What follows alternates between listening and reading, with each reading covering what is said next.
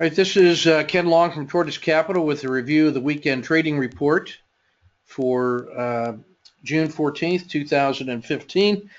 We just finished our semi-annual research weekend and live trading workshop in Kansas City. Had some fantastic recordings made. We've got about 50 trading lessons from the live trading workshop that we are editing the videos down and making a exportable package for distance learning. We're also going to make a distance learning package for the research weekend. There were some amazing things above and beyond the live trading that were done there, and both of those will be available in the next couple weeks, I believe, and we'll see. I'll put out some information on that, how you can get them. Interestingly, we also had 12 folks from that workshop were eager to do annual coaching, and so we put together a structure to do annual coaching in groups of 4 with monthly check-ins with me, supervision by another Tortoise type trader with a lot of experience who's already gone through coaching with me, some standard checklist type packages and events and exercises for people to go through that will bring you online and up to speed with Tortoise trading and our development systems. And so I'm pretty excited about that opportunity. More to follow on that.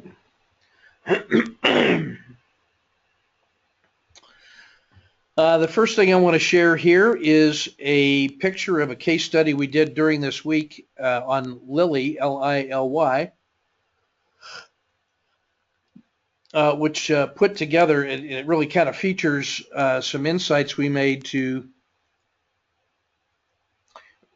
combine what I think are the best parts of our swing trading strategies with the auto framer, the intraday strategies with the frog, and the intraday strategies with the RLCO, and created this little trade structure here that I think is I'm already satisfied as a bread and butter kind of approach to harmonizing swing trading and intraday trading. We saw a lot of these setups. It's not the only one we traded, but there were many setups every day that met exactly these kinds of conditions. So we were interested in Lilly, L-L-Y, Eli Lilly and Company, because it was in healthcare. It had some range expansion days in the last 30 days, but had narrowed into a tight end of day range on the previous day, on the 10th. And that made it an attractive candidate for the next day because of daily range compression, but also a large range stat. And then intraday, we had the opportunity to observe this very tight sideways quiet channel. We used our frog box technique in a thing we're calling the Z3 pinch, and we're able to get entries on the breakout at 84.20 using a conservative 70-cent risk. We were able to get to no lose on that quickly. Add a second position at 85.75 based on momentum and money management. Found this congestion zone at the top of the intraday expansion and took our exit conservatively at 86.50, and we're able to make that trade from about 1:45 until 3. So that's about an hour and 15 minutes on that particular trade. Lily was at the top of our new combination swing trade and intraday system or strategy. There were half a dozen other ones that behaved in a similar manner, and I'm feeling pretty good about this strategy. So we'll be writing that one up and talking about it in the trading lessons for the distance learning folks. So if you're interested in that kind of a trade, then you would be interested in the swing trading or the live trading trading lessons package. Okay, so let's move on to the regular report.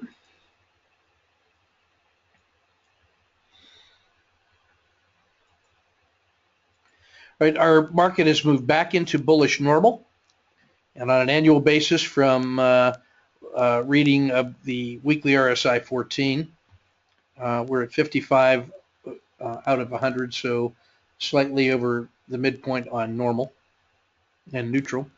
Looking at the 10-day NDX, looking back 10 days, we are slightly under the neutral at the midline at 47.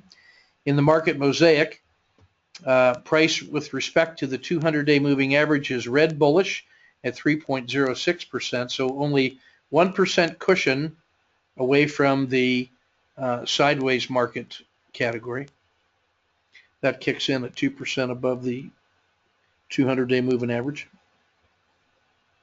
That, by the way, indicates potential for large, choppy ranges with no follow-through, which is ideal for that strategy that we just showed you that produced the Lily trade, the LLY trade. This is exactly the kind of market condition that strategy should dominate in. Slope of the 50 improved to white bullish at 0.18. ADX is still neutral at 20.6, but it's rising. The risk index is the 30-period moving average of the VIX divided by the 10. The current reading is 0.971. So it's below the 1.0 threshold between risk on and risk off. So we are into the risk off territory. When we take that score of 0.971 and look back 5,000 trading days, compute the standard deviation, we find that the Z-score, or the risk Z of that indicator, is minus 0.43. That puts us into this histogram here. This is a 90-day look back on that risk Z indicator, and this histogram suggests with this slight uptick through this week, the potential for a turning point to the upside of the market is there, although it's still very risky. This is region number 2, and we had a great presentation this weekend from Tim Clark, who showed how to use 6 different identified regions in this indicator to dramatically improve short-term trading and swing trading by considering how to measure risk and opportunity based on where in the indicator we find ourselves. And so in this position here, we're in position 2, and that means we are prepared for sharply moving trades, but with a slightly upside bias, and ready to take those kinds of trades. So this is even though we've got a lower low, and that we are aware of how close we are to the 200-day, this also has the possibility for sharp upward moves as well, like we saw on Thursday. So this is a time to shorten our time horizon, be direction neutral intraday, play for big range moves in the likely candidates. And then should we get some market direction sorting itself out, we would see ADX continue to rise, resistance levels broken to the upside or support levels to the downside, and then the trend will start to unfold in that direction. So we're going to be prepared for that kind of eventuality. And after 60 days of sideways chop, everything seems to be coming towards a head. You can see the current holdings in blended monthly rebalancing, and then the current leaders in the box below based on the close on Friday. The theoretical exposure in ETF2 remains at 70%. The model portfolio is at 90% exposed. A stop loss was hit on one of the Chinese positions. And again, we're had quite a time at the Kansas City workshop. I posted a number of our drum circles there. That was a big hit and really important for processing all the energy, emotions, and insights, and really building our collaboration. It was extraordinary. And 3 sets of 4 of those traders are beginning their coaching journey already to make sure we lock in the goodness from that weekend.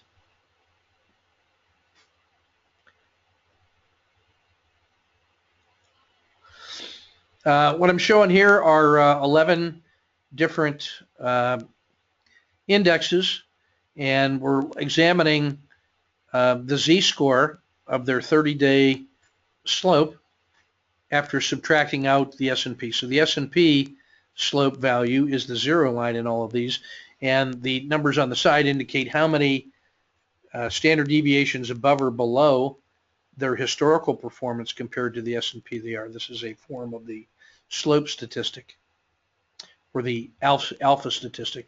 It tells you how much alpha they have right now. So you can see right now that IWM had a period of peak alpha here for about 20 days. Those are some good swing trades and pair trading available in that time period. And both MDY and IWM gave back some of that this week in the sell-offs in the S&P. Gold is basically stable and sideways with respect to the S&P. EFA is starting to recover. Latin America has had a very nice run from a -2 z-score all the way up. And so the point on this would be that when you have an index that is more than 2 standard deviations away from its long-term historical performance compared to the S&P, that becomes a time to start looking for relative recovery in those indexes. So you can see that blended commodities have had a move. EFA has bounced off a -1.5, Latin America from 2 to up to the zero line, EEM from more than -2 above, and the same thing with MDY and IWM. Both of them have moved over 3 standard deviations in their relative move. So there's some insights into sector rotation that are available from analyzing the market in this fashion statistically. I like this analysis so much I may end up putting it into the weekly report and talking through it. So I'm looking at EEM and ILF as gaining strength, and that the weakness in DIA relative to the S&P continues. Just a quick look now at the blended monthly rebalancing portfolios. You still see Japan, small caps, and the globals on top in ETF 13, and the same in ETF 32. Healthcare inside the U.S. is still very strong, XLV, one of the few areas of strength inside the U.S. market, and especially among the large caps, which was one of the reasons we were interested in Lilly when it started moving out earlier this week. That became a prime candidate because we were looking at a strong move inside the strongest sector on a day when the market was moving up. Still, at least half of each of the portfolios of 13 and 32 are in cash positions, just a testimony to the relative weakness that we've seen. In ETF Max, you can see some of the leading candidates here through that BMR lens, looking at about over 1,000 ETFs. Some that are interesting to look at here. We would say the China Industrials in position 4, which has been green across the board but had a sharp pullback this week. The same with S&P Biotech. That may be a way to look at buying growth on a rebound should we see some intraday movements. Greens across the board. The KBW Regional Banking portfolio in position 23 is all greens. There was a nice rebound in carbon. This is one of the reasons why we like looking at strength on 3 and 6 and then weakness on 1 month. There's ways to get some benefit there. The China Alpha Dex Fund is like that in 13.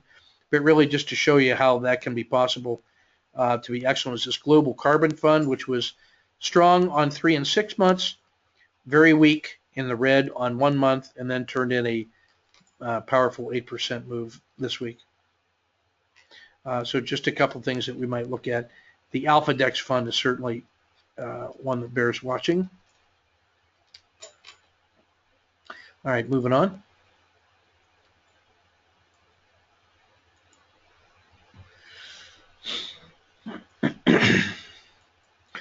Same lens now looking at the S&P 500 symbols, the top 50. One that's interesting to me is Netflix has retained its #1 position and turned in another strong week, and it's greens across the board, as is Skyworks Solutions at #7, all greens. Broadcom and Avago at 10 and 11, I think, have more room to go. Look at the strength here over the 1 month. and you realize there's still possibility for room to go. Eli Lilly, no surprise in position 14. This was part of that move that we were able to tap into intra-week for a what I consider to be a low-risk trade. Expedia, EXPE, all greens, and no real pullbacks to mention of significance here. But I will look at Gilead Sciences in the healthcare pharmaceutical area, and certainly Citrix Systems, CTX at 29 is all greens. So this was quite a week for Citrix.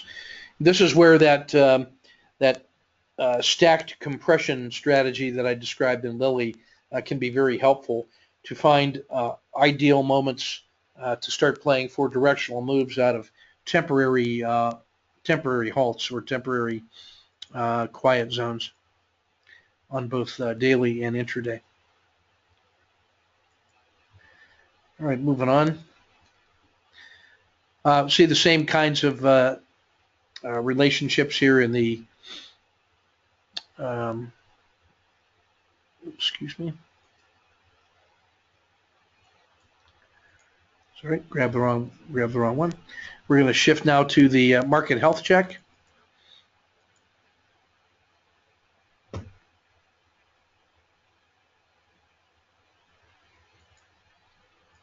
So we're back into bull normal.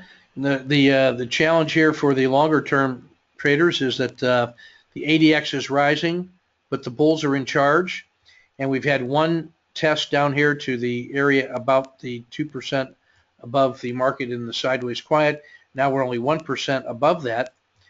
So we've got the dragon has rolled over, slope of the 10 is down, and the slope of the 30 is basically flat. So we've got a measured pullback, and this creates short burst opportunities to the upside and recovery, but you notice that we still have this temporary pullback to deal with, and that's got to be broken. So we really want to see price get above about this 212.5 price level in order to resume the upward push. It's got to get through 213.5 to really be bullish and to halt this steady decay.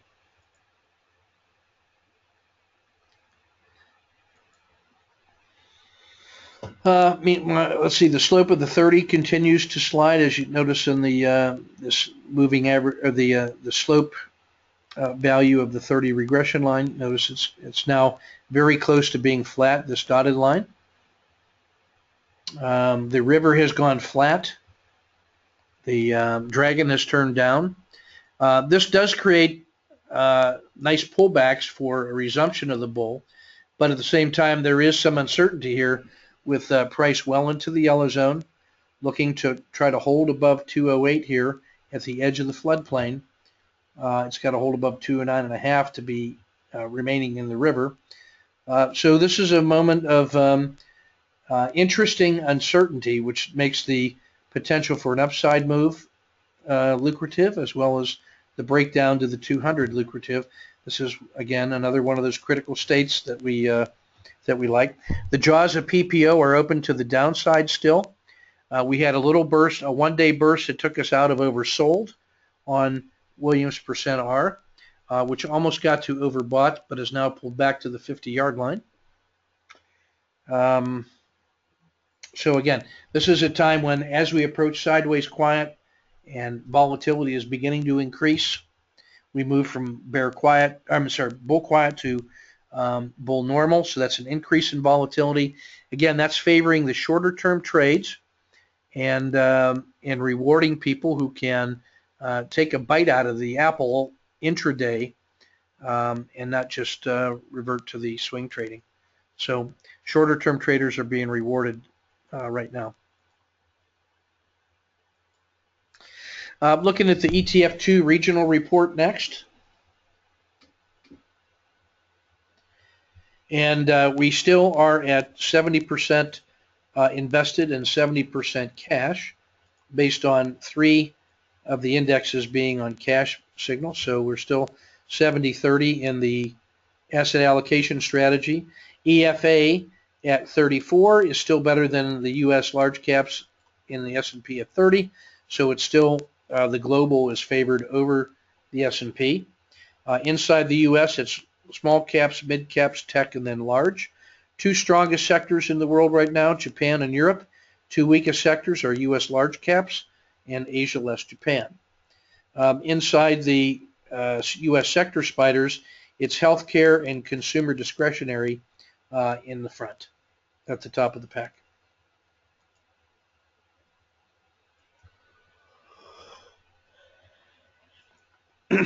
World market model next. You can see first U.S. market, everything's above average except the Dow, which is below average. Latin America and emerging markets have come out of the yellow, which is nice. Brazil is now out of the yellow. Canada and Mexico have drifted behind.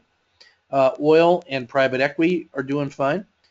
China and Hong Kong and Singapore are leading the way in Asia less Japan, but everything else, Asia less Japan, looks kind of weak. So that's contributing to that weakness in EPP. Belgium and then most of the European countries above average.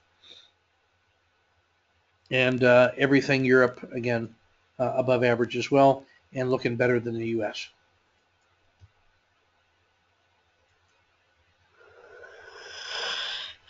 We'll shift now to the daily report. We've got a couple 551 patterns in the Dow. Johnson & Johnson and McDonald's. Only 3 in the auto framer fire better than 2 to 1, and that's real estate, Walmart, and McDonald's. No signals in channeling and overreaction.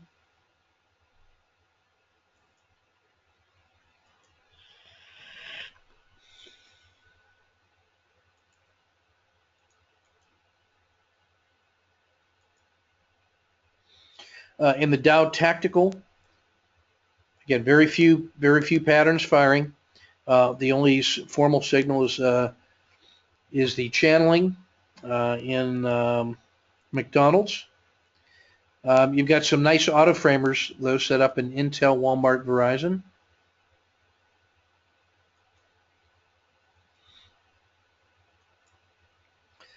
Inside the ETF 30, the ETF Tactical,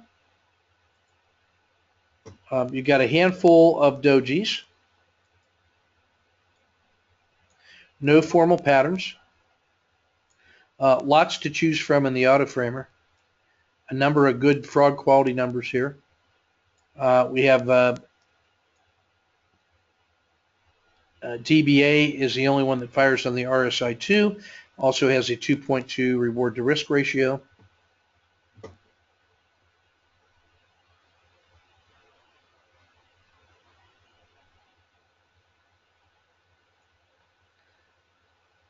Lisa, were you asking me or telling me? I hope you're telling me channeling and overreaction are still working their usual successful way. Yeah, we were looking at those and giving ourselves all kinds of grief on Tuesday for the after the sell-off. We were kind of sweating it, and yet the channeling and overreaction buy when they're supposed to buy. They buy when it feels uncomfortable to buy, and they had yet another example of following through in a big way. So that's 2 robust systems that keep working. Yeah, and even the shorts gave some work on the overreaction there as well. So not too bad. I'm proud of your fortitude and ability to stick with it. Keep up the great work. Very proud of you.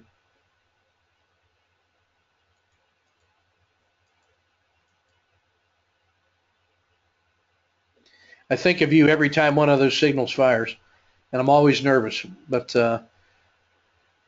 that's what the system is designed to do. Keep going.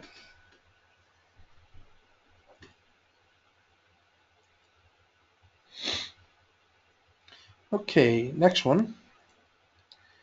We're going to look at the auto framer.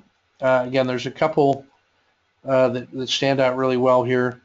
The IYR, Walmart, and McDonald's have very favorable reward to risks. We have some these symbols in the In the Dow, in the green are the ones that are the most number of ATRs below their own fair value.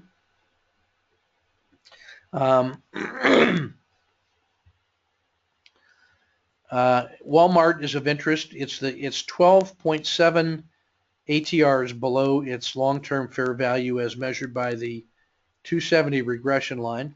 I like it because it's set up pretty well for a short-term gain at about 3.8 to 1 to the 10-day high. So there's some goodness in there. DuPont is of interest, as is Procter & Gamble, both around 6, a little more than 6 to 1. The relative strength leaders are the ones that are in the bottom rows in the red: Caterpillar, Morgan, GE, IBM, and AT&T. All relative strength leaders and ones you want to preserve profit in these kinds of sideways chops. A new page to the report that we added as a result of some work we did this very weekend comes from the master report, but looks at some slightly different areas. This really comes out of the desire to do yellow zone trading or swing trading one day at a time, what I call day one technique. So what I've highlighted here are those symbols whose range stat, or in other words, their maximum reasonable intraday move, divided by the amount of risk that we want to take that comes out of this my risk category. When you divide the range stat by the my risk, you get this ratio. So right now, let's just take a look at Google in number 3 position. Its maximum reasonable intraday move is the range stat, and that's $10.46. His average range of the last his average range is 7.66, but the amount of risk that we feel we can take intraday, the range risk, is $3.06. So that gives us a ratio of 3.4. So when we have something that has a relatively tight range compared to its average range, and its range stat divided by its actual range is favorable, that gives us, we think of as a daily compression, and then the opportunity intraday to use something like the frog box in an SQC for intraday pops like we saw in LLY.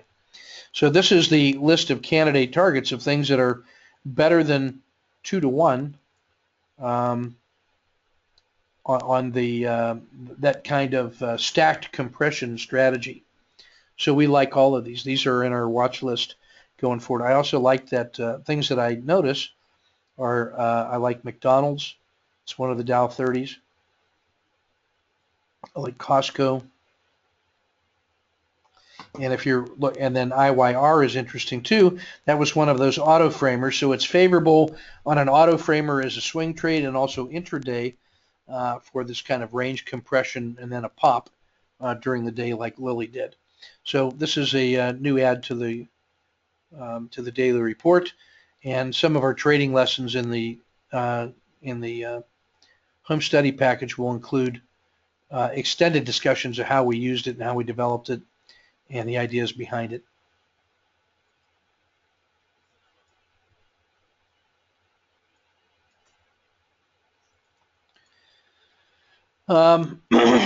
Next up, let's see. I think that's everything I want to cover right now. Let's just take a look at a couple charts of interest. There were some interesting ones that I wanted to consider.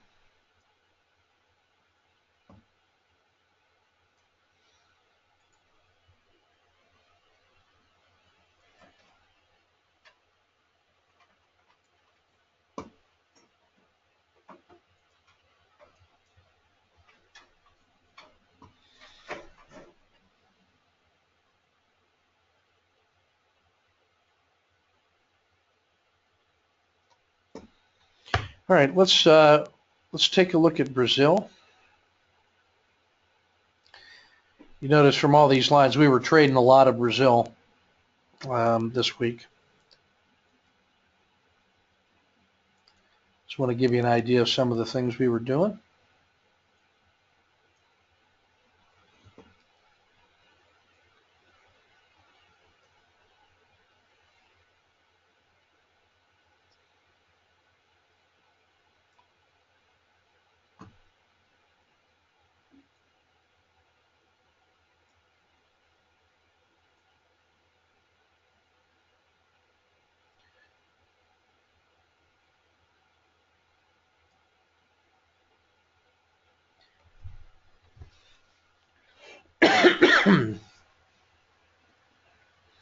Okay, just a quick look at Brazil. All I want to show on this, I'm not going to go through all the details on this one, but what you'll notice is that from this big yellow box is where we were stalking EWZ short, and we were able to get some nice short side trades on the sell-off here. We put a number of ours in the bank, and then we're able to catch the turn using the RLCO strategy and play this move up out of the floodplain and out of the Z-3. So Brazil has become one of our very favorite intraday candidates. I mean, it always has been, but even more so. One of the, I thought, brilliant reports that we got from the research weekend was from one of the traders who had used Amazon cloud computing services to do massive computations on intraday variations on the frog going back 10 years for all the members of the Dow 30 and the ETF 30. I won't try to recreate his presentation now, but it will be on the home study course. But what he was able to do was show that there are definite candidates inside the Dow 30 and the ETF 30 that make excellent frog candidates. He called them champions. There were some that were called potential contenders, which gave opportunities at certain moments during the day and in long stretches that were excellent, and then some that were so bad that the best thing to do is go inverse frog on them. I'll save the details for the home study course, but it is enough to say that Brazil turns out to be something that should be on your permanent watch list for intraday trading because of its liquidity, its volatility, and its trendiness, both intraday and as a swing candidate. It's one of the must-trade symbols on the basis of our experience day-to-day, but also now confirmed over the last 10 years. Excuse me, I'm still recovering from some hospital air. All right, let's take a look at Walmart as a deeply on sale quality stock.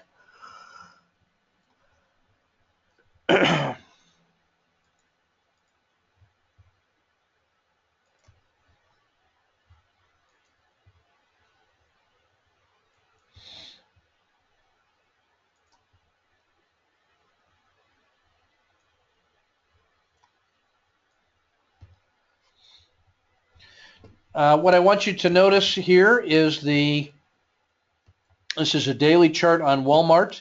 You can see from January at a peak of 90, it has moved by the middle of June down to 72. So almost a 20% sell-off in Walmart.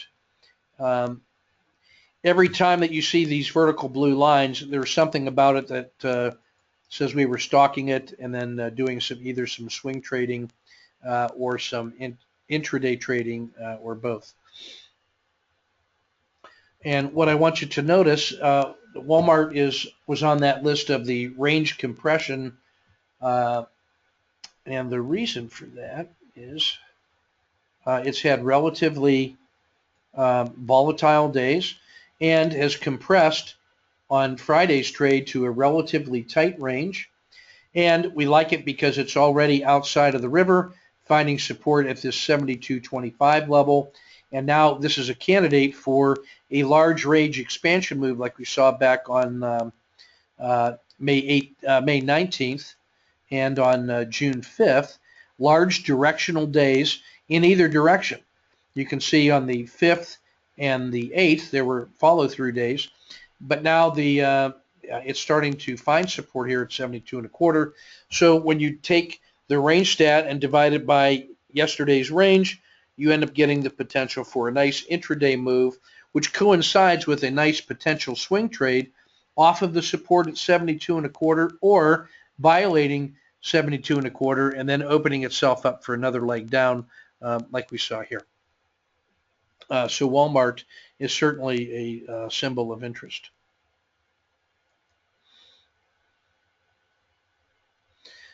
SLW, or silver wheaten, is also another one that we're interested in. It's finding support around 1820 after an extended sell-off.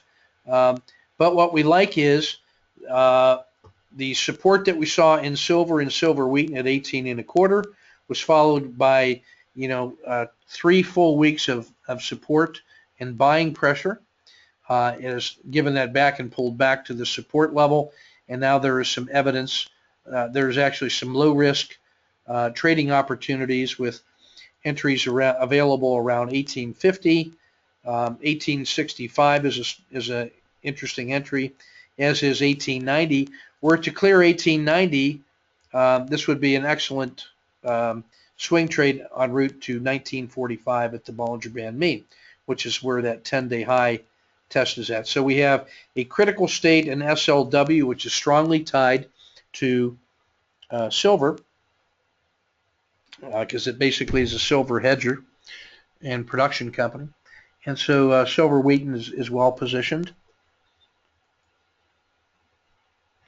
We like treasuries here, as it's early in the recovery cycle, and there's still some room for it to go to get up to the Bollinger Band mean, or beyond that to the floodplain, where it would be testing the previous swing high after a 1, 2, 3 entry. And we were trading this one in both directions with some success this week.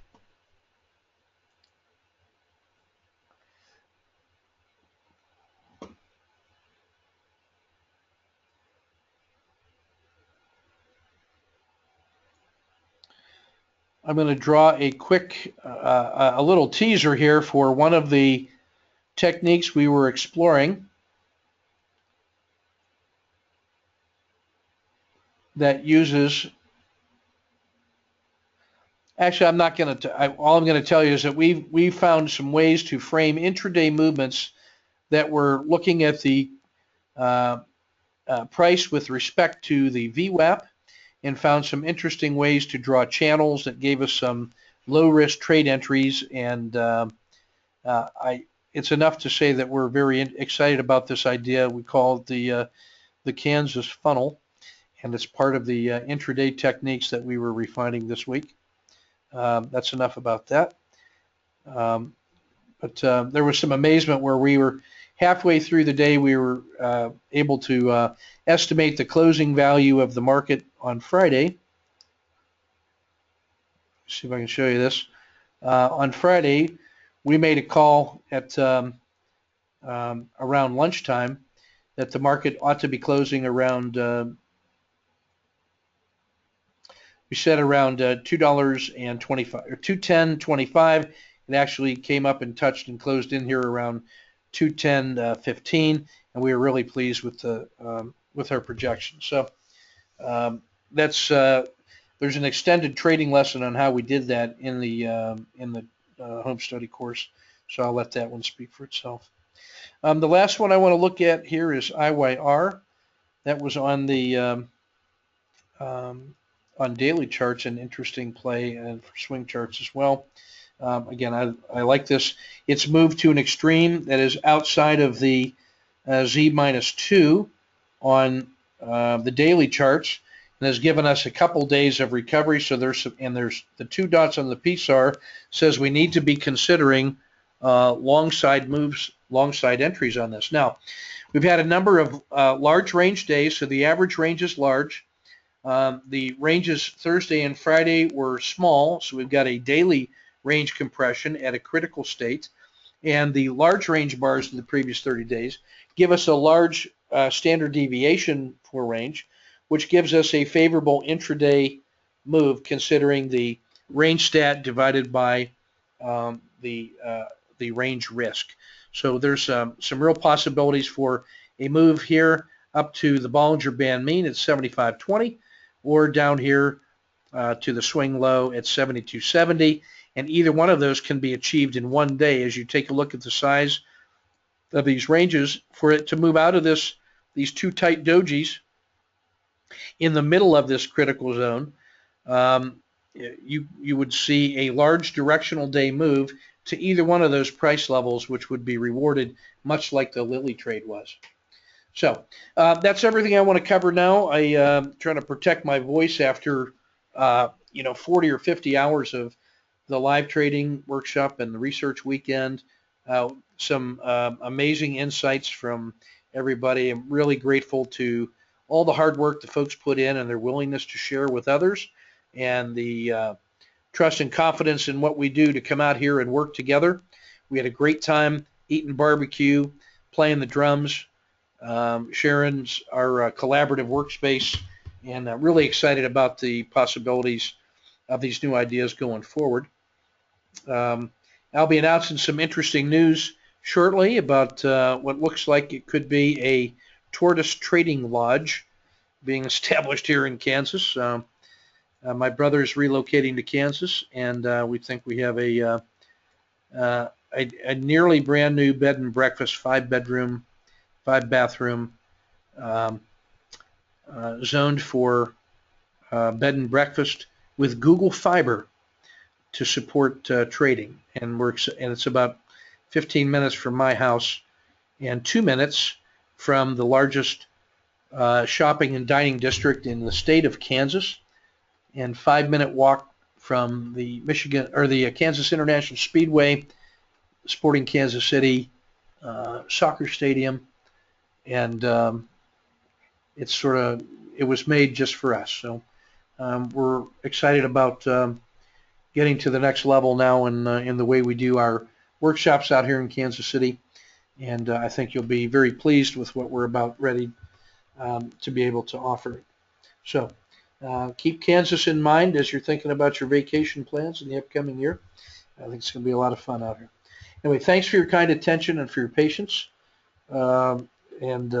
Let's keep our risk measured and our powder dry, and work together in that chat room, and keep providing the mutual support that helps us all get through this safely and with prosperity. So good luck and good trading.